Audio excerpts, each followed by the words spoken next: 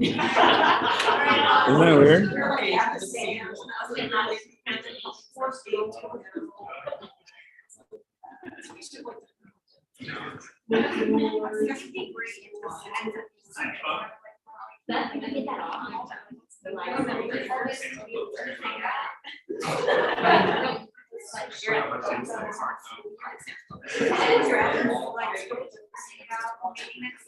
Hello. Have your attention, please. Yes. Am I on the ready to go? On your screen? Yeah, I'm trying to. It's funny, like I hover over it and it won't let me. Maybe hit enter. Enter. This is green though. I wonder if that. That means it's being shared. Oh, is that it?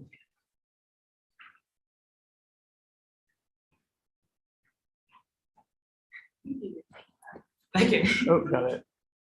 Yeah. Sorry. Okay. Hello. Hola. Aho. Hawe. Aya. Owa. My name is Lawton, and I am a summer undergraduate research fellow, and I will be sharing the current land acknowledgement for Tyson Research Center. Located in what is now known as West St. Louis County, Missouri, Tyson Research Center operates at the intersection of interdisciplinary academia, research, and education in the ecological and environmental sciences and sustainability/environmentalism. Before Tyson, however, this land was lived on and stewarded by Indigenous people. Their impact is not just in the theoretical, but is in the tangible science we do here, from the study of the spread of invasive species and disease to the impacts of urbanism and environmental racism upon all living beings. The use of controlled burning, the larger practice of land stewardship, and even our conception and preservation of the wilderness itself, which is deeply rooted in and used to justify the forced removal of Indigenous people as part of the manifesto. Now, land ownership did not exist in the way we think of it pre-contact, and therefore many of these people have called this region home across time and even at the same time for different reasons. Despite the differences in how those listed and unlisted came to call St. Louis home and how long they stayed, each tribe has a claim to this land. It's important to call these tribes by the names they call themselves and not just the ones forced upon them, to uplift their voices and contributions to science, to include them in how we as a society, as the planet, and as a research center plan for the future, and to begin the necessary work of healing, reconciliation, and giving this land back. Although we may never know the full extent of Indigenous peoples whose ancestral lands include Tyson, we will take time to acknowledge those who we know did. First, they're the Gihasiyuan, descendants of the Cahokia mound builders who had split into 5 groups: the Ka, Oaxaca, Omaha, Tonga, and Wajaje, who you may know as the Kansa, Quapaw, Ponca, and Osage or Osage, respectively.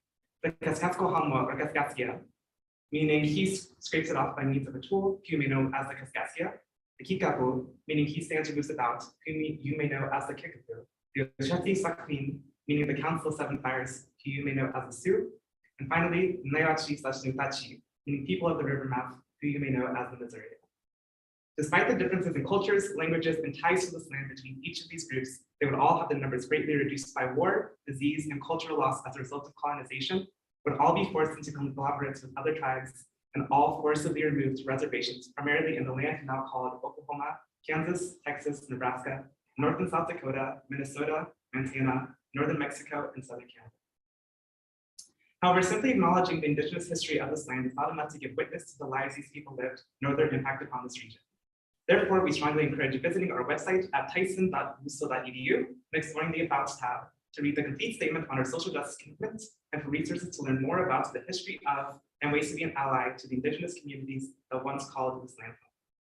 We make this acknowledgement because Tyson is committed to becoming an anti-racist environmental field station, and we strive to make science more diverse, equitable, accessible, and inclusive. We believe it is vital to acknowledge the ongoing history of theft, forced removal, and genocide of Indigenous peoples as part of the broader history of colonization and white supremacy, which this station is built upon. Recognize that we are not perfect, and this process is ever evolving, and ask for all of you to walk alongside Tyson and each other to hold us accountable to this mission as a community. Before closing, we would be remiss to ignore the recent news regarding recent SCOTUS rulings, including Oklahoma v. Gastropoic. At Tyson, to be clear, we believe in tribal sovereignty, the need for environmental regulation, and the rights to bodily autonomy, including reproductive rights. On a more positive note, congratulations to Justice Kentucky Brown Jackson for your confirmation to help bring about justice in these dark times. Thank you.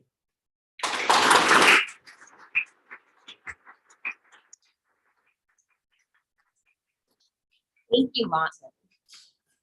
So eloquent. So good afternoon, everyone. I'm really pleased today to introduce our speaker, Dr. Brett Scheffers, who graciously accepted my invitation to get on a plane, fly up here, and spend some time with us sharing his research. Brett is the first out-of-town in-person speaker we've had since the summer of 2019.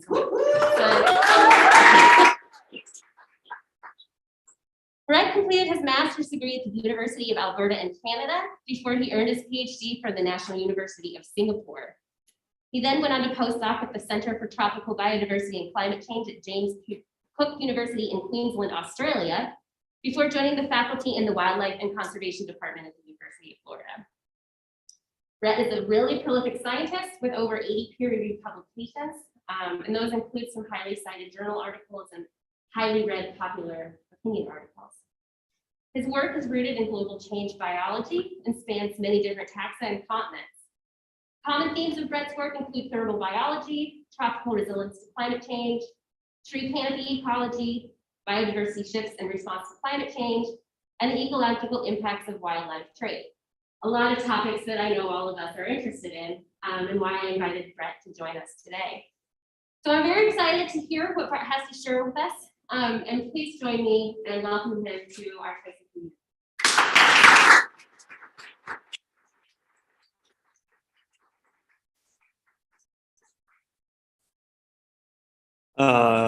Thank you. Thank you all for giving me your time. This is an awesome opportunity. It's so nice to be talking to everyone and actually giving a seminar in person. So it's a real privilege and honor.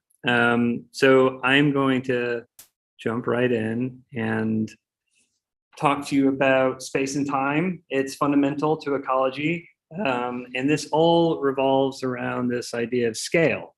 So two components of scale, space, time, and then we have various resolutions within scale, right? So we have, you can call it micro, meso, macro, but essentially what that sums up to in space, you can have something that is local, you can have a landscape, or you can zoom out to a region or even go global. Temporally, we have day, week, month, year, decade, century, and so on. And so these are different resolutions to what we call scale. And so today I want to talk to you about what I think is some important considerations when we think about scale and ecology in the context of biogeography as well as climate change. If we wanted to make the best research experiment ever, we would sample locally. We would sample every little spot in this forest. We would do that daily, right? We would then replicate that sampling across landscapes and then across the region. Then we replicate that across continents and so on. And essentially you have the most powerful study on Earth. It would be probably really inefficient and expensive and impractical because you have so much data you don't know what to do with, but that would be a really powerful study. The point that I would like, if I had one take-home message, because I know there's a lot of students here that I've had the pleasure to talk to today. So nice to chat with students today. I haven't had that opportunity in a while. Is that if you have a question that you find interesting, I encourage you to think about that in context to different resolutions across any one of those two components of scale. So it's just basically ask a question and then contrast it across space or time, see if it works, or across resolutions.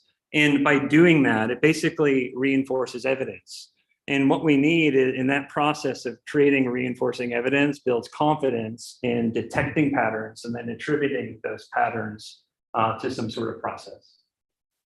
So a quick example. So I'm assuming we're pretty familiar. So latitudinal gradient in species richness is its vertebrate richness. We have latitudes and we see that richness is concentrated in the tropics, right? That's a classical pattern in ecology and biogeography. We also have another pattern here, another resolution of space, let's say elevation, right? So it's a little bit more regionally, not global, but we also know that there are richness, species richness pattern. In this case, this is a pattern of endemism in the Andes, showing high levels of endemism in the Andes region of South America relative to the rest of the continent. So we're used to focusing on these two components of scale in our study. We tend to work, we think about latitude, we think about elevation, and today, what I'm kind of hoping you can appreciate, and there's been a whole renaissance, in my opinion, over the last 10 years of appreciating this component. This is the micro scale component of biodiversity, and that would be of height. The reason why I think considering all these three in tandem, or at least two of them in conjunction, is that they offer a lot of opportunity to tease apart that pattern and process. So for example, we can have a forest here. Let's just say this is our forest. Tops of the forest, hot. Bottom of the forest, cold, right? We can look at elevation. Tops of the mountains are cold. Bottoms of the mountains are hot. So when you put the forest on the mountain, you have these opposing climate gradients that basically create a multidimensional space that gives you this playground to tease apart these different processes in the pattern. So let me just kind of reiterate this. So we have elevation here. We have your forest. Now, the classical view of thinking about climate and elevation is just thinking about climate bands. Oh, the lowlands is hot, the uplands is cold. And so you just get this nice layering effect across elevation. But if you consider the actual influence of forests in context elevation, it's actually multidimensional forest climate gradient. And to give you an appreciation for how steep that forest gradient is, we did a lot of work in a variety of tropical rainforests globally. And what we found was in a rainforest that's 30 meters high, the gradient is on average 2 degrees Celsius. It actually could be up to 5, 6, 7 degrees Celsius, depending on the system. If you look at that gradient in context of the mountain that those forests are on, it's anywhere from 400 to 800 meters in elevation. So the thermal gradient created by just structure and all that habitat complexity is magnitude steeper than that of elevation. And if you look at relative humidity or moisture, it's 11% for that 30 meters of forest. To get that same 11%, you have to go over 2,000 meters in elevation, right? So you have a very steep climate gradient. This is at a micro local scale. And it's interesting to think about how that might affect the distribution of species, the physiology, all sorts of ecological processes that could be considered.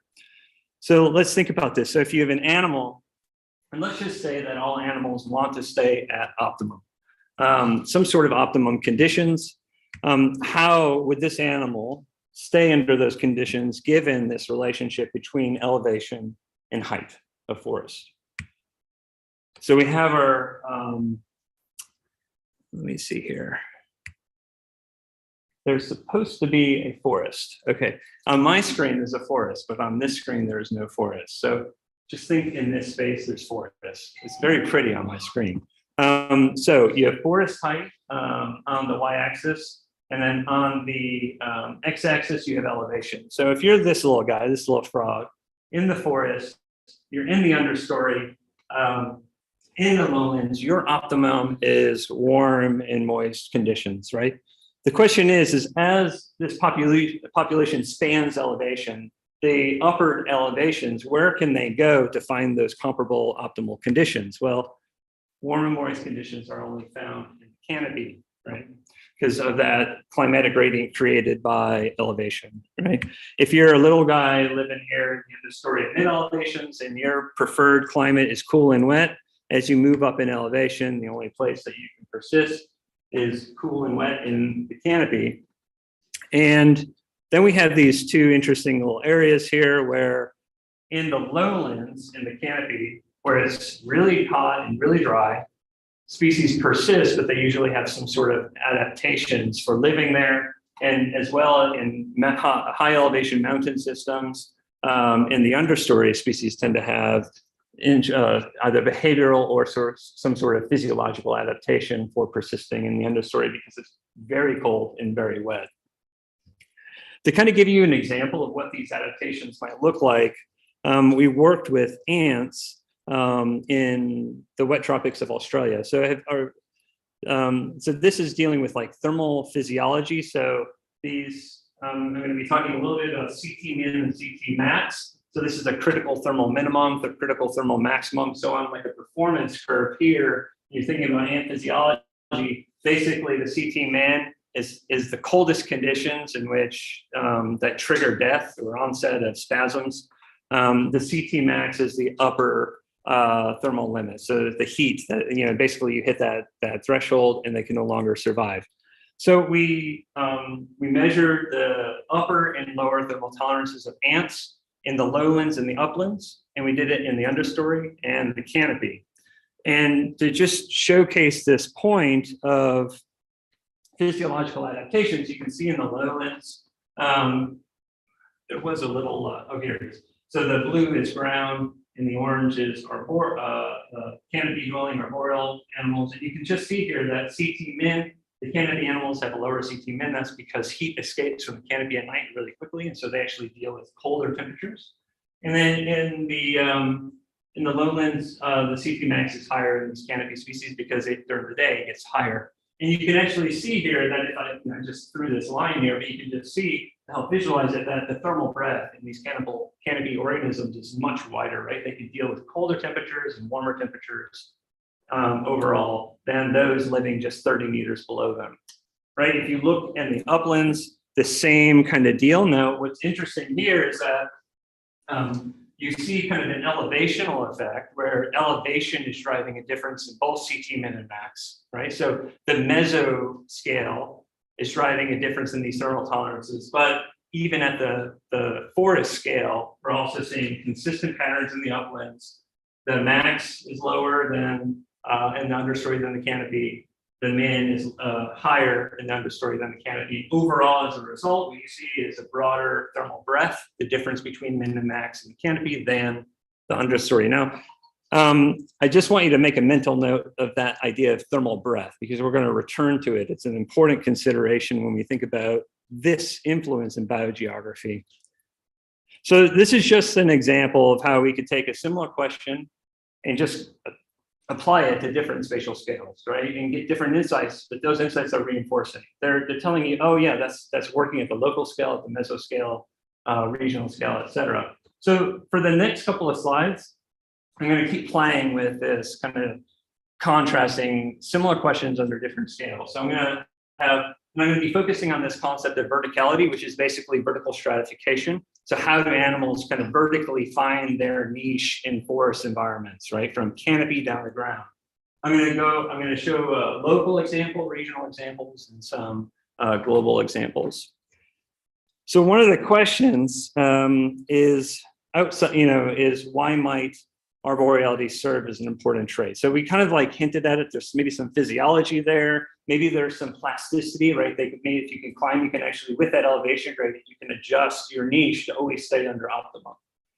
So those are some possible hypotheses. So I'm just going to visit some kind of older kind of classical theory here. So there's this nice theory by Janzen. This is climate-physiological model. It was in a paper, Why Mountain Passes Are Higher in the Tropics. Ecophysiology kind of like, it was a very influential paper. And essentially, that Janzen article said that if you have the exact same mountain, you put it in the tropics and you put it in the temperate regions, the species living in the tropical mountain are experiencing very different thermal environments because of the aseasonality of the tropics, whereas that mountain in the temperate regions actually have a lot of thermal overlap over the course of the year. So what I mean is that a temperate mountain, if you are living in the lowlands in April and you're exposed to a certain thermal climatic space, that species, let's say a species spans a whole elevation gradient. Species living in the uplands might experience that same April climate, but in August, right? So the seasonality creates this thermal overlap. And that thermal overlap, basically that broad thermal exposure, has really important biogeographical consequences, evolutionary consequences, et cetera. And I'll get to that. But just focusing on this model, what I'm going to propose today is that we can maybe take this model and apply it locally to that of the scale of forests. So in this case, you have tropical, so if we were in the tropics, and we're looking at forests, and we looked at animals living in the soil, right? And we had these animals living in the soil in the lowlands and the uplands and tropical systems. They'll never experience the same thermal conditions, right? You're in a highly buffered environment. So it might be warm in the lowlands and cold in the uplands, and that's their realm, right? Hot and cold. However, if you're living in a tropical canopy across elevation, there's actually thermal overlap because of solar radiation. There's a lot more thermal variability up in the canopy, and so there actually might be some thermal overlap between an organism living in the canopy in the lowlands versus an organism living in the canopy in the uplands. So let me just show you some data. So this is just one site. This is from maybe Australia. I think these that are from Australia. So we have tropical soil. We have the ground. When I say ground, it's just near surface. So it's about 2 meters above ground, around here. And then we have tropical canopy. On the x-axis, we have days since installation. So it's just a couple of months or a month or two that we sampled just to showcase the point. And then on the y-axis, we have temperature. You can see in the soil, the lowlands and uplands, no overlap in the thermal regime between this microenvironment. You go to the ground, we start seeing a little bit of overlap. And then we go to the canopy, we can see considerable overlap between the two. Okay. So this is kind of, if I were to go back, this is reinforcing that idea, Janzen, that there is more. It's possible that the tropical canopy is kind of akin to a temperate mountain. Right, so there's that overlap. Another way we could visualize it, now this is a meta-analysis. This is combining many sites, deciduous forests in the Northern Hemisphere. Now, if we were looking in just temperate forests, and we were looking at soil surface, again, 2 meters approximately in canopy, and we're focused here not necessarily on overlap, but thermal variance. How much variation exists in these different microenvironments? And if we look at the color is foliage cover. So where it's brown, it's leaf off, and where it's green, it's leaf on. Okay. So what we'll see here is that overall in the soil, very low, respectively across the different micro habitats, very low thermal variation in the soil, a little higher thermal variation in the surface, and really high random variation in the canopy.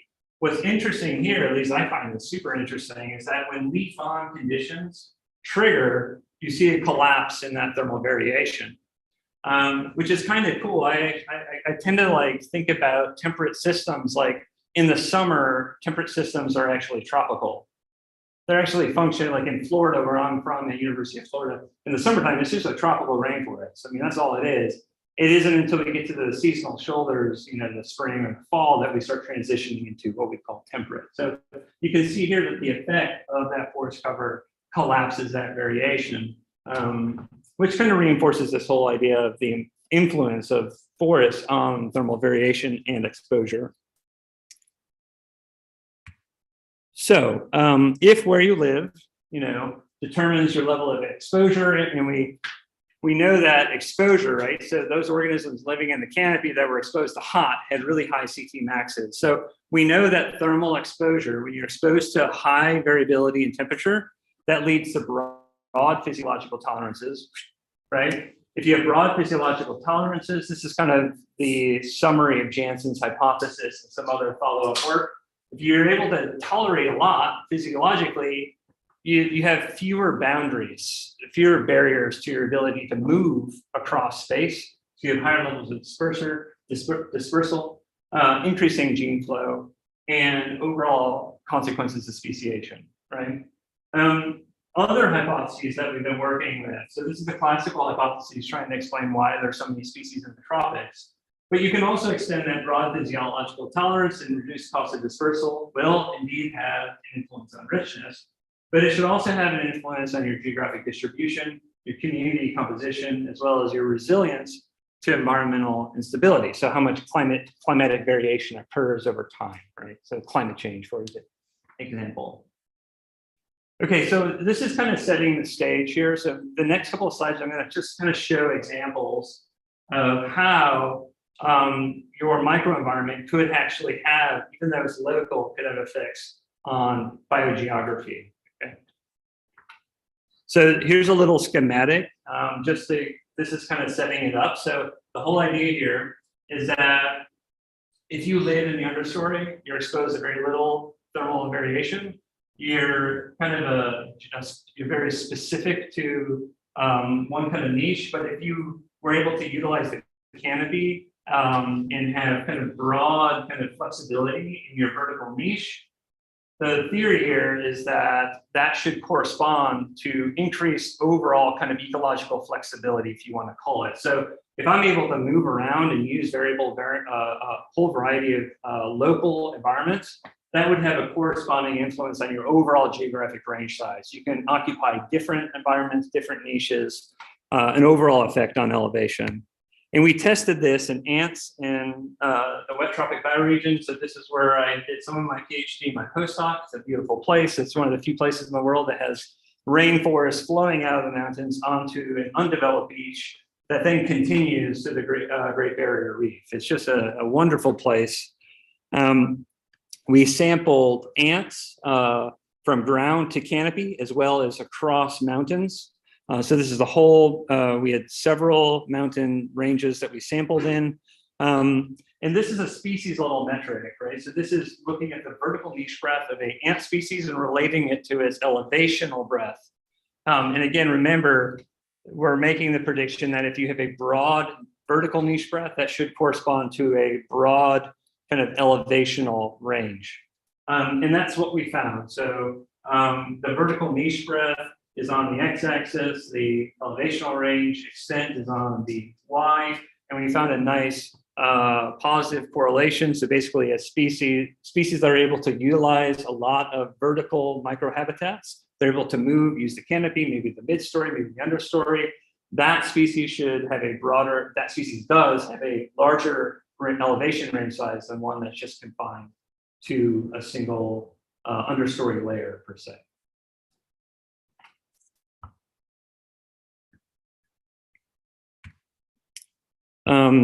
So that was a species level response, thinking about species. I'm going to pivot to community composition and thinking about kind of community assembly. So this is work that we did in the Philippines with frogs. And this is kind of, this is a synthesis of elevation ranges. So basically, all the species in the Philippine archipelago, we looked at whether they're arboreal or terrestrial, if they use the ground or if they're using the canopy. And we basically just kind of did a classic species richness by elevation plot. So this is basically just showing across elevation the number of species at each elevation band. And then it's simply broken down into arboreal versus ground. So ground being red, arboreal being this light color, white, I guess, or gray.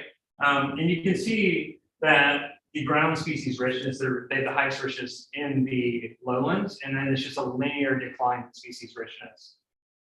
If you take the arboreal communities or species and you blow it up, so these data are the same, you'll see that there's actually a mid-elevational peak in amphibian species richness. So actually, there isn't a linear decline. As you move into mid-elevations, community composition is overwhelmingly favoring or being replaced by arboreal species. And if we just look at the proportion of each elevation that is comprised of arboreal species, just a very simple analysis, you actually see that for every 500 meters, you get about a 10% turnover, 10% replacement. So to the point when we get to about 2000, which is kind of like the classic, it's a strong, highly cold, wet, montane environment. The only place, the only species that exist in these systems are arboreal. And remember, part of that whole little frog guy was that as you move up in elevation, the only place that you can actually be optimum without having a physiological or behavioral adaptation is in the canopy. And we actually see that very nicely, that as we increase elevation, we get more and more arboreal systems integrated into these communities.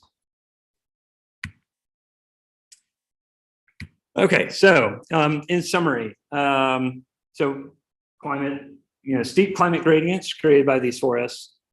This Janzen hypothesis applies to these smaller resolutions of scale, right? So locally, arboreality plays a role in community composition. And so the take-home message here is that if you want to call it microgeography, if you want to call it microscale, microhabitat, whatever you want to call it, locally, considering local processes, traits linked to species at a local scale is important in considering kind of dimensions of biogeography, pattern, process, and biogeography. Okay, so when we climb trees, this is kind of the look that we get. This is kind of a classic look. So this is us up in the canopy in the Amazon rainforest in Ecuador. And I'm gonna zoom out really quick and then I'm gonna zoom in. So I wanna give you a global example and then I'm gonna give you kind of a field example, show you some photos of us climbing trees. So I've only been really talking about climate. I've been hitting climate home, but one of the classic theories for why the tropics is so diverse is the fact that there's so much wonderful structure for species to live in, right? So the idea here is that you have this amazingly complex structured environment, tons of niche spaces, and you get partitioning and utilizing and coexistence in all of these different niche spaces. You get habitat partitioning, and therefore you just pack a bunch of species in, voila, high species richness. And one of the issues in the tropics is also the fact, like if we're looking for a dominant predictor of richness, is that habitat complexity and climate are collinear, right? Where you have really suitable climates for living, you have the best forests, right? And so one way you can kind of get, get different insights for what is driving richness patterns, you have this biotic, which is habitat complexity, you have abiotic, which is climate. They both predict species richness. And what I'm proposing today is we can actually think about an intermediary trait that might help explain what's going on here, right? Maybe by thinking about the vertical niche, you could parse out the relative influence of these two predictors in species richness. So 2 questions here is 1, do communities vertically assemble across latitude? So that's basically like, is there a signature of vertical stratification with latitude? And 2, if that's the case, what predicts it? What predicts this pattern of stratification? And to do this, this was a postdoc in my lab a few years ago, Bruno Oliveira. I'm just giving him a shout out because he's an awesome database called AmphiBio. It's a global database of ecological traits. So we did a global analysis where we took species of the world, we compiled all their geographic ranges, which basically gives you a cell with a number of species in each cell. So this is kind of a macroecological approach. We then, based on the species in those cells, using the database, we were able to say which species are fossorial, which species are on the ground. Fossorial means living under the ground, terrestrial, on the ground, arboreal, up in the trees. And we're able to basically parse out what percent of the community in any given cell is arboreal, what percent is fossorial, and we just used, in this case, this next slide is just going to be showing you a singular predictor, and that's just latitude. Is there a global pattern of this verticality? And you get a map like this, where you have blue being highly terrestrial communities, green being highly arboreal, and red being highly fossorial. And you can see that in the tropics, right? So in the tropics, you have lots of green. In the subtropics, right? In the subtropics here, and there, you see lots of red. And then when you get into temperate regions, you get a mix of all 3 strategies, predominantly terrestrial and fossorial, right? So if you take all those pixels and you plot them out across latitude, you basically see an inverse response between fossoriality and arboreality. They are totally opposite of each other, which makes sense because one is up in the trees and the other is under the ground, right? Like, couldn't be more different. And so if you see here, as you move into the tropical region, you get the highest levels of arboreality and the lowest levels of fossoriality. As you move out of the tropics, you get basically this integration of all 3 strategies. And then when you get to the temperate regions, terrestrial species win. So this is interesting, right? So we're seeing this trait, arboreality or verticality, being kind of ordered and predictable with latitude, we wanted to know what best predicts these different strategies. And so we looked at a variety of predictor variables. So this topography, right? So this is like mountain systems, overall topographic roughness. We looked at climate change velocity, seasonal temperature range, diurnal temperature range. So this is basically whether it's seasonal or not. How much daily variation in temperature exists? Mean annual precipitation, is it wet or not? And then is it structurally complex vegetation? And the dominant predictors for whether or not you live up in trees, surprise, surprise, is if you have a lot of rain and a lot of vegetation, right? If you're going to live under the ground, the best predictor is your seasonal with high daytime variation. So essentially, what we're unraveling here is that you have these two different strategies. One is I utilize additional niche space if I'm an amphibian. Think we're amphibians. So amphibians are ectothermic and they're water loving, right? So they're highly sensitive to precipitation. So I'm only going to use that additional niche space if there's sufficient water to allow me to use it. If you have high daytime variability, it's thermally super dynamic, then I burrow underground, right? So one is kind of shelter in place. The other is just kind of living lavishly, moving up into this exposed forest environment. So we're talking about seasonality. We've talked about it a few times. So seasonality is a really important consideration. At this point, we've kind of thought we're like using this dichotomy of tropics being different than temperate regions, and that is because of seasonality. But that seasonality in temperature. One thing that tropics are very seasonal in is rainfall. So, right, so the best predictor globally was precipitation and habitat complexity. So what if we move into the tropics and we test the same idea of stratification that is predictable in space, but we say, okay, but is it predictable in time in the tropics where there is strong seasonality and rainfall? And again, this whole idea of testing it in time by space is a confidence building exercise. So the idea is how important is water in driving kind of this partitioning of niche space? So to do this, we move into, we're solely in the tropics. We're looking at Panama. So this is where my student Ed Basham did his work. And we're taking, so this is that pattern of verticality that we had from that Oliveira paper that I just summarized. This is the pattern. We're basically taking out this latitudinal band here, the tropics. We're making a prediction here that with seasonality and precipitation in this tropical region, we'd expect when it's wet, we're going to have high levels of verticality. As we move in time to the dry season, it's going to collapse. And then when it gets wet again, it's going to expand. So essentially what we're predicting is that verticality isn't this thing that you could just throw up on a screen in a macroecological study. You have to have a time component to it. So we're kind of calling out ourselves here. So what happens when you test this in a seasonal environment, seasonal in precipitation? So two questions. So one, again, it's like this idea of community stratification locally now, not globally, not regionally. And then two, what drives the stratification over time? So how do we do this? So Lily Leahy, who did that ant work, CT Max, she used the same methods. Essentially, you have these tall trees. In some of these forests, it's 40, 50 meters tall. We have a giant like rubber band, it's a slingshot.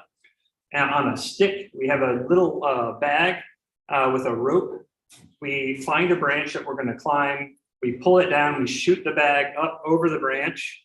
And then we use that line to pull our climbing gear up. And then we basically do, just like if anyone's doing a point count survey or any of your classic kind of survey methods, essentially we're climbing up and we're stopping for standardized time, counting, looking for frogs in this case, recording the height, catching them, weighing them, measuring morphometrics, all sorts of things we did. And this is just kind of a classic view. So in this case, this is the limb that we're climbing on. That there is in the Philippines. You can see somebody's head there. That's about 35 meters. Here is a field assistant, Gio, who is in Madagascar. This was with Nat Geo. where we were doing some canopy surveys for frogs. And so he's about 25 meters. He actually has a frog here on the side in this bag. And he's looking in this mound, and there's a little tree hole there. And when he pulls himself up and looks in the tree hole, he gets this really cool tree hole dwelling frog. And so we just do that, and we replicate that over and over and over across landscapes and over time. And you do it enough, you start getting really interesting insights about what species are present, where they occur vertically, et cetera. So let's just look at what we found in Panama. So each one of these is a species, right? And it's very simple. The wet season is on the top and dry season is on the bottom. And so this is just a simple test of like, what is the compositional differences between when it's really wet in these systems and when it's really dry? And we have height on the x-axis. So when we're in the wet season, lots of species and it's super stratified, right? So this is essentially like a layered cake, right? We're getting some species at different layers. Some are super specialized. Some are found across all the layers. Some are only found on the ground, et cetera. It's a really diverse kind of partitioned community. When you shift into the dry season, one thing to note is that the ground dwelling community, in terms of richness, stays relatively similar. What we see here is kind of a degradation, like a loss, an attrition of species in the upper canopy, right? So it's less rich, right? So fewer species, and the species are closer towards the ground. To give you an example of what this kind of looks like, so here's a pristine mantis species. This is a relatively, this is a highly arboreal species. If it is left of the curve, it means that it had a downward shift of this height from wet to dry. If it's right of the curve, it had an increase in its vertical niche, meaning it actually shifted up and into the canopy during the dry season. So left, it moved down to the ground. Right of that dotted line, it moved up into the canopy, wet to dry season, right? So in this case, this species here, on average, shifted about 11 meters down. It shifted its whole vertical niche 11 meters down. So this species here is generally around 15 to 20 meters, so it shifted to an understory species.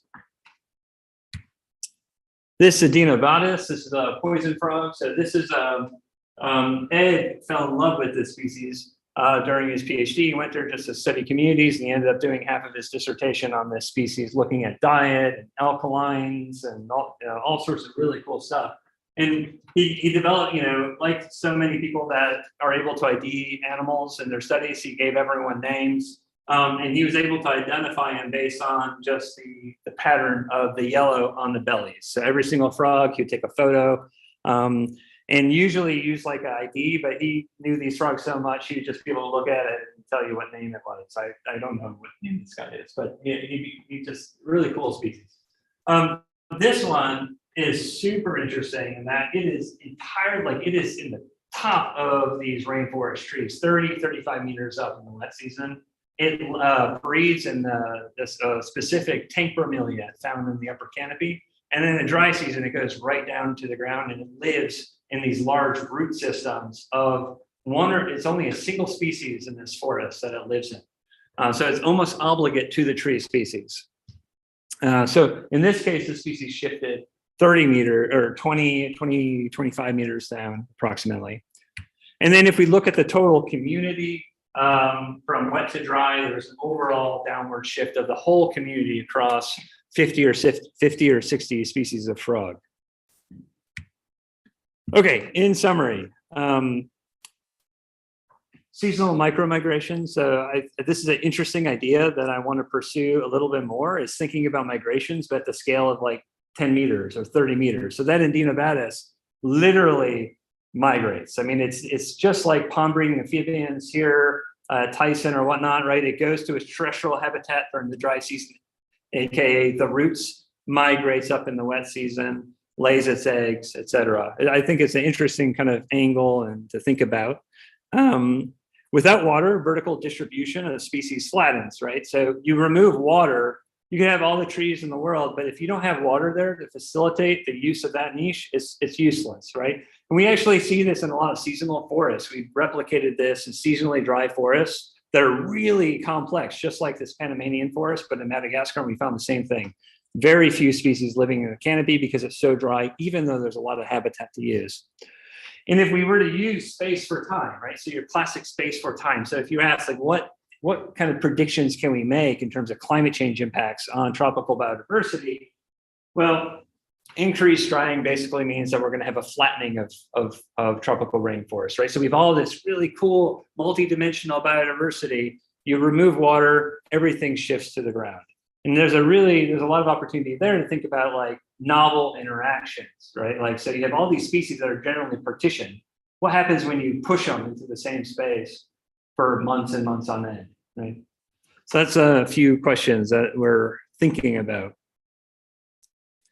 Okay, so I have one last section of slides here. So thank you for being attentive.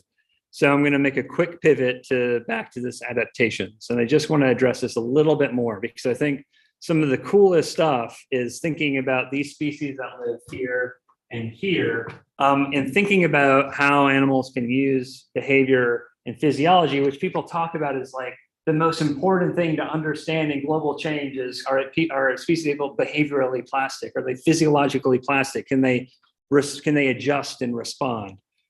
So this is kind of taking like a global change approach where we're thinking about this tree frog community. So in this case, it's green tree frog, squirrel tree frog, and then an invader. This is the invasive Cuban tree frog. And we're thinking about potential factors that affect this tree frog community and how it assembles in space. And so these species have different intrinsic drivers to where they occur and how they interact in communities. So they have hydration status and they have evolved certain behaviors. So for example, if a frog is losing water too quick, it has a posturing mode where they can actually go into water conservation mode and kind of just shut down and become impermeable. They don't lose water. Some species are better at doing that than others. And then you have extrinsic factors that can drive where you occur in space. And in this case, we're focusing on competitor predators. So AKA Cuban tree frog invasive. And then also what kind of the temperature environment and the water environment. And we, instead of doing field ecology or macroecology, we're trying to take a more experimental approach in this case. So we have these large experimental mesocosms, if you want to call them that. So we replicate, this is in Florida, by the way, but we're replicating this in Madagascar as well. So we have just these tall, there's some 8 foot tall, and you have these little cups full of water. And we have different treatments. So we have these refuges, we have a starting perch, and we introduce the frog with and without a conspecific. So it might be a green tree frog crossed with a squirrel, green crossed with a Cuban, or just green all by itself. Right? We have 3 different water treatments. We have full, so every cup has water in it, so it's rich in water. This is, when it's full, it means we're testing its basal niche. It's basically, you put it here, it has all the water in the world, where does it choose to go, okay? We then have high water, so it's like, what happens if we remove the water from the ground and there's only water in the canopy? And then low water, we just have water on the ground, but no water in the canopy, aka the upper cups. And then we have these different trials, right? Different crossing, no interaction, competitor, predator. Competitor would be the 2 natives cross, and then the competitor would be a native cross with the non-native invasive. Cubans are pretty aggressive and kind of a dominant frog over the other 2. Okay, and we run these trials. It's a full 24-hour trial where every 6 hours we're measuring them, looking at their placement in these cages. Okay, so what did we find? So here's an example of one of the frogs. This is a, actually I don't know what that is. I can't even tell you what that is. There's too many options in Madagascar, but that's a frog staying in a cup. All right. So what do we find? Okay, so I have tried so hard to make this figure less busy. My poor student, Alex Becker, is leading this work. He's a PhD student in my lab. It's a tough one, so bear with me here. So this is a displacement metric. It's how much did it move in the trial from its start perch. Okay, so how much did it move? When it is under the full treatment, it's its basal niche. It's where it prefers to be. Okay, so for example, if it is at 0, it didn't move from the perch. If it's 0.5, it moved a little bit above, right? And this is basically, it moved a little bit above because it feels comfortable, a little higher than the start because there's all this water. It's not constrained by water, it's just going where it wants to be. So in this case, green tree frog is just above, it's a metric of how much it moved from that 50 or 60 centimeter mark. So green tree frog moved a little bit above 50 centimeters. The squirrel tree frog, just a little bit above, stayed pretty much where it was. Cuban tree frog shifted way down. It wants to be right next to the ground. That is where it prefers to be when it's in a water-rich environment. When you shift the water to low, meaning all the cups down are full, all the cups above are empty, you see a corresponding shift. So from the basal niche, which is up here for the green, it actually shifts down to the ground. Squirrel shifts down to the ground. Cuban maintains the same niche. Why? Because the water just intersected where it prefers to be, right? So we didn't really expect any change here. And then when you shift the water up, you see that the green kind of slightly shifts up, the squirrel shifts up, Cuban dramatically shifts up, right? So this is just kind of experimentally testing the influence of water in the preferred vertical space that these frogs behaviorally want to exist in. What's super cool is we actually took this experimental data and then we correlated it with field data. So for 5 or 6 years of these vertical surveys across Madagascar, Florida, et cetera, and they align really well. So it's kind of cool. There's some opportunity to kind of play with this a little bit more. Okay, now, after this, if y'all have recommendations on how to make this better, let me know. Okay, so this is where our species of focus. So this is the green. It's now crossed with squirrel or Cuban tree frogs. So this is testing the effect of a interaction on its basal niche, on its preferred niche space. So you can see here, it's up here. It shifts down. It's here.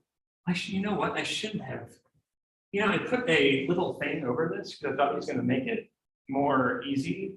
And actually, now you don't even know where the start point is. I did this at like 4 a.m. So it was a bad decision. Okay, I'll be removing that. I just made it even more complicated. Okay, but just take my word for it. It's here and it shifted down. It's here and it shifted up. It's here and it slightly shifted down. Shifted.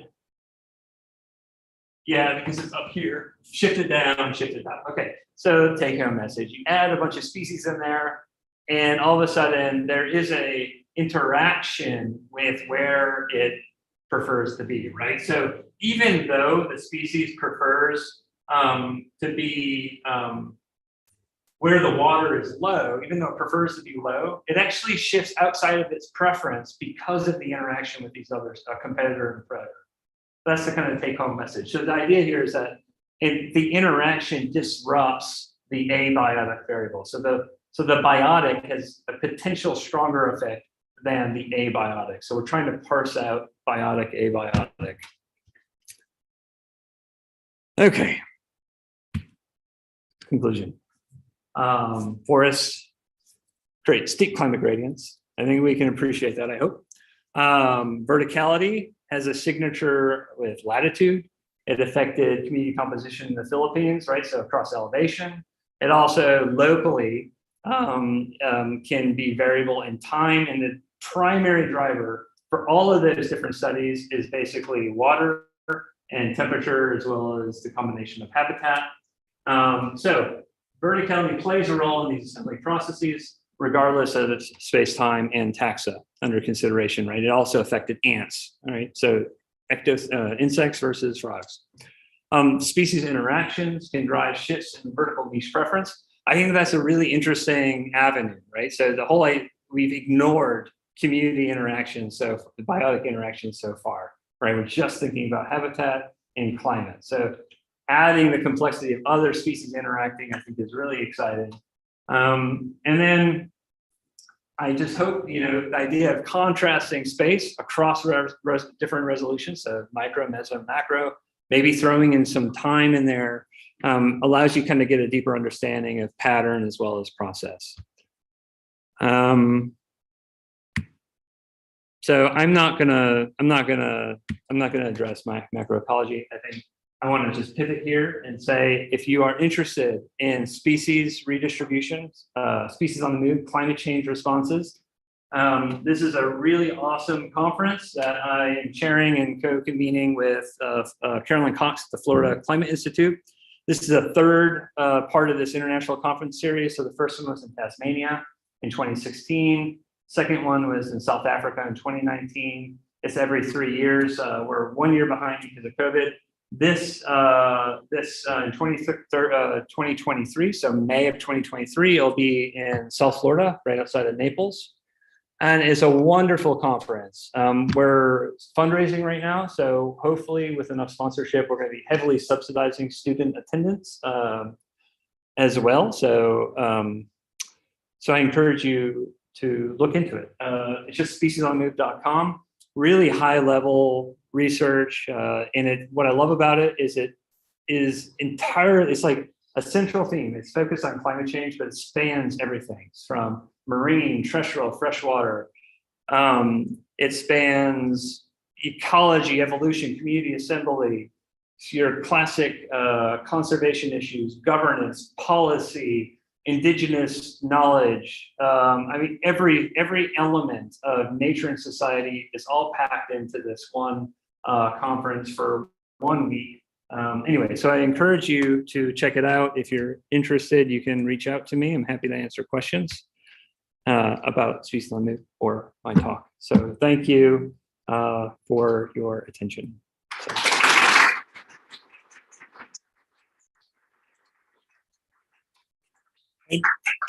And I apologize for going over. So thank you for your attention. Questions? So I don't know if you remember me from lunch. Oh, of course. Yeah. I'm an independent student team, and my independent project is about the CT max of Aedes albopictus across the eastern United States. Right.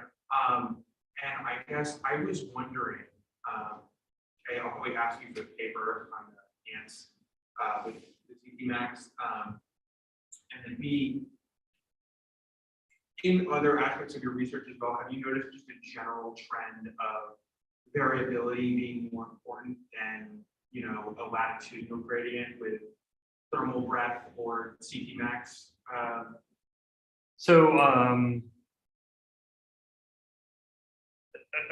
just to clarify, you're asking me if I think there is like more variability in CT max than that we might be appreciating across, like at a site level or across species that might have like a broad latitudinal range. Or would you like as a general rule, kind of have you seen higher CT maxes for more tropical species or more temperate species where maybe there's a more variable climate, or have you not? So do I see higher CT maxes or more variable CT maxes in the tropics or temperate regions? Maybe temperate regions because of high seasonality. So we've done work on mosquitoes in Florida, and we did it across seasons. And so a lot of the current, like where we currently are in thinking about thermal tolerance limits in context to latitude, is that generally in the tropics, from the tropics to the temperate regions, CT max is predicted to be relatively constant. It's just overall high. And that's due to like niche conservatism, like proteins, a bunch of different things. Whereas CT min has this really rapid response. So it tends to be really high in the tropics, and as you move to the temperate boreal regions, it drops off, right? And that's that whole cold tolerance and the necessity because it gets so cold. CT max just stays relatively constant. What we have found is that kind of breaks down. Like if you study CT max in a whole community of mosquitoes, and we've done this in frogs as well. The CT max of a community in March is entirely, like if you assay a community, you're like, oh, this is truth. This is what I know about this community. In March, it is entirely different in June or July or August, and then it's entirely different than November. And all that means is it's like when you're in April, it's seasonal, it's spring. April is like the way we think of seasons, right? Because it's like, it's super hot and then it's cold again. It's like all over the place. And that means like these communities are just have giant thermal breadths. Like there's so much variation in the community. And remember I showed you that whole thermal variation when leaves come on. So that's when you transition in the summer. Well, now you're tropical. It's super stable, right? It's relatively high highs and low lows. And all that variation collapses. And then you get to the fall, more variation expands out again. So I didn't really answer your question head on. I guess I'm just trying to say that I think there's enormous variation that we're not capturing. Because like, when do we go out in the field? We go out in the field in May, June, July, August, and then we're back in the classroom or whatever in the fall. And maybe that's in part why we're underappreciating. Maybe we're not underappreciating. Maybe I just did. Now I'm just like the light bulb just triggered in me, you know. Anyways, we can talk more about it. Can you observe similar patterns that are looking at depth with freshwater and saltwater ecosystems? Oh, I'm so sorry. Can you say that? Yeah. Do you observe similar patterns like what you see with like height in trees and elevation whenever it comes to depth of saltwater and freshwater ecosystems? Yeah, there's a lot of similarities between marine. So I actually had a big workshop with one of my, a really good colleague of mine when I was living in Australia. Australia has amazing marine ecologists. It's huge there, right? Great Barrier Reef. And we became great friends just because of all the parallels of me working in the canopy and him working on depth gradients in coral systems. And so, I mean, there's a lot of parallels in terms of like how climate change is going to impact these systems and like exploiting that depth gradient to mediate kind of short-term temperature changes. So there is, yeah, and I think it's pretty well known that species will exploit temperature gradients in freshwater systems, marine systems. And in this case, it's the terrestrial system. And you can then even apply that to mountain systems, right? So species will move up and down elevation to stay either for finding resources or staying at kind of thermal optimums, right? So a lot of, even in the tropics, you get high elevation species that move into the lowlands and vice versa. So it's dynamic. Thanks, Brett. That was a really great talk. I hadn't thought about scaling the mountain passes hypothesis down to individual trees. I'm thinking about the consequences for populations and communities. But you mentioned, like in the Janzen model, that one of the consequences is that there might be higher speciation rates in the tropics when you have those more stable environmental conditions at low and high elevations. That is a 1967 hypothesis. Yeah. Yeah. I was wondering, do you think that can also apply to speciation rates at the more local scale within trees? So for example, has anyone looked at whether speciation rates are higher in arboreal versus fossorial and ground-dwelling frogs? Is that vertical gradient strong enough to restrict flow? It is a topic of a proposal that has not been written. I think it's something I think you're totally on to something there, and to be honest, it hasn't been written because it kind of hurts my head to like try to think about evolution at such a fine scale. Like, you know what I mean? Like, I don't know if you ever had to think about something that makes your head hurt. Yeah, everyone's like, yeah. You know,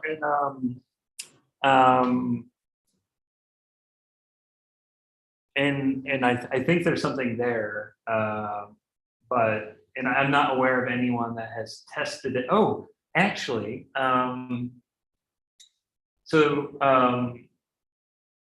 they have tested it in ants, kind of more broadly, like clay. So arboreal clays tend to be much younger.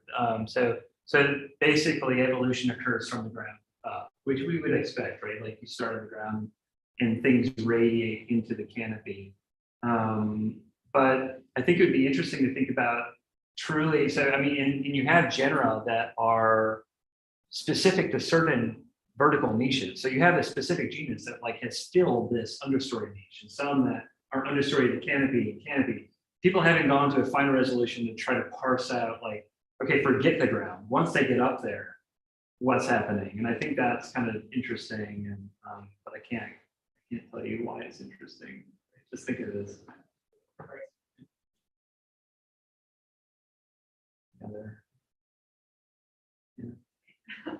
I kind of forgot what I was gonna ask. But, I was just thinking, like, as we experience climate change and that affects weather, does that change how long we would sample for? Because I'm assuming that as the weather becomes less predictable in certain areas, obviously that would change like species richness and behaviors of different animals. Does that change how long we sample if you're using the time scale on top of the high scale? I gotta think about. I mean, I generally think like, you sample forever for however long that's practical, right? So like in the beginning, I was like, oh, we should sample every day at local, like that. Yeah, you could do that, but is it practical? No, I mean, is it even worthwhile? Probably not. So I think that question kind of has to be tailored to the process or system, right? So like if that system plays out, if the system is dependent on variation, like weather, right, then you would need to sample across the weather, you'd have to sample long enough to capture the variability in weather in order to understand whatever response you're looking for. I mean, that's the best I could say. But one more thing is like, so a lot of our understandings, and I had a slide there where I was like, forgive me for saying this, I was going to kind of take a giant do-you on macroecology because, I think macroecology is really useful, but its utility goes as far as generating interesting patterns, right? I consider macroecology as like a pattern, as a hypothesis generator. And so what you want to do is use macroecology, big data synthesis, generate hypotheses. And then you go locally or regionally test them. And if they work regionally or locally, then you're like, cool. So why did I start saying that? I had a point, I swear I did. Maybe it's the end of the day.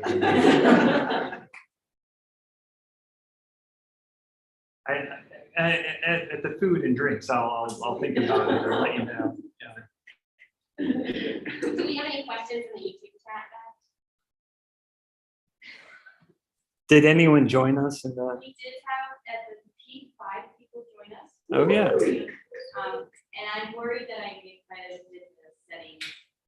So it's hard to chat. But I think that's a win where we have more people in the room than on Zoom. I think that's a big win.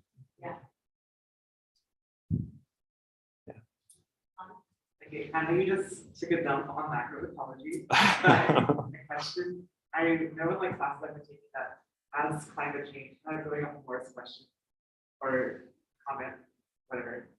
Like there's the expectation that we'll see species starting to go like up, like that are in the lowlands starting to go up the mountain. Mhm. And we're already starting to see that going to be cooler up the mountain, there's going to be more water available. How do you think that's going to interact with like change these community compositions as more species are being pushed up the mountain and potentially up the tree? That's a good question. So the question was, so there's evidence of elevational range shifts. So species are moving up in elevation, just like species are moving up in latitude, right? They're moving towards the poles, essentially, seeking cooler, kind of comparable climates, cooler climates. So kind of two things there. So one is, there was an idea that I was playing with a while back where it's like, if you study species that vertically stratify, like taxa that vertically stratify, can you use that as like an early detection system? So for example, there was a study done like in the early 90s. It was in this great literature where they were just doing samples like in these buckets, pit traps. Animals fall in buckets and you use this to sample frogs. And they were doing this long term. And then all of a sudden, a really severe drought occurred and species, all of a sudden, like the community composition of the frogs in their buckets flipped to 70% arboreal. This is actually like, I read this little great literature paper when I was in my PhD, and it was just like, oh, it's so cool, So like basically every animal in the forest fell out of the trees and just filled up their buckets. And so in some ways that's a good thing, right? Because like it's showing that they're able to adjust. They're just shifting down using moisture on the ground until the weather comes back and they shift back up. So you can use it as like so can you use verticality and studying it over time as like a stress test, right? So if you all of a sudden see species shifting down, it means that the weather, climate, something has changed. They're no longer stratified. And that would be a precursor to an elevational shift, right? So if all the frogs shift out of the trees, that elevational band, something has changed and no longer stratified, then they shift up. Is that kind of, I didn't really believe it. That's why I took it out of my slides. But it's a fun idea to play with, that you might have short-term responses. Species respond. So for example, flying foxes, when they get heat stress, one of the best examples of mass mortality events and climate change are flying foxes, terrapins, bats in Asia, Australia. They are super sensitive to heat waves, and they have very little refuge, right? All they can do is pant and they can flap their wings. That's the only way they can alleviate heat. And so you hit 39 degrees Celsius, and they're dead. Like it's just, and so we've had, I don't live there anymore. In Australia, there's been catastrophic mass mortalities. Like we're talking hundreds of thousands of individuals that will just die because of one day time. So if bats were able to climb down and burrow under a log, they could mediate that heat wave, right? They could survive it. So there is evidence that like short-term responses, this plasticity where you go, can actually be beneficial. In context of mountains, it might be a way to not shift up. I don't know if I answered your question, but. So how do you think that will affect the long term about climate change? And then there's other work that I haven't done where lowland invaders tend to be better competitors. Like they tend to outcompete mid-elevation, high elevation species. So there is some work. It's not the evidence isn't like, I mean, there's not so much evidence that I would bet money on it, but there are some studies that show that lowland birds that have shifted their ranges up outcompete mid-elevation birds. So you asked about like, what are the consequences of these elevational shifts? Some of these novel interactions, even if you're like, oh, I'm good, I'm just living here. Well, some intruder comes in and outcompetes me, right? So there's a lot of unintended consequences that we're not even thinking about, such as novel interactions. Okay. You have a lot of research papers that have been picked up by the media, and you do write some pieces. I was wondering if you had any tips for people coming up in science with how to deal with the media and making sure you communicate your science. Yeah, so I was lucky that I had two really influential mentors that told me that every paper I publish, I should do a press release. And I did that for like every paper I published until maybe 2 or 3 years ago. Every single one I'd write a press release and put it out there. And usually step one is thinking about the story behind your work. I don't know if people have talked to you about science being a story, but it's kind of like thinking, like, how can I sell this? How can I what elements of this what's the hook, And once you find the hook, then I would recommend every university usually has a media team. Some are better than others, big time, bit better than others. Like some are really not good and some are really supportive. So you hope that you have a really supportive media group, and then you reach out to them and you just pitch your story. And if you don't have one, I mean, I was in a place that wasn't very effective, and I was just like I was looking up emails, like cold calling, sending random, and then it's just trying my best to get it out. Because, not just for science communication, but science communication is kind of becoming part of, like, for me as a faculty member, it's becoming an important part of like my job description as well. It's just kind of getting your information out there. Manga Bay, like there's also really good platforms that are super friendly to student research, like mangabay.org is a really good one. And they have it right there. You just submit it and pitch your story and they'll get back to you. All right, well, I think any other questions, and that's dinner. So thank you. Thank you.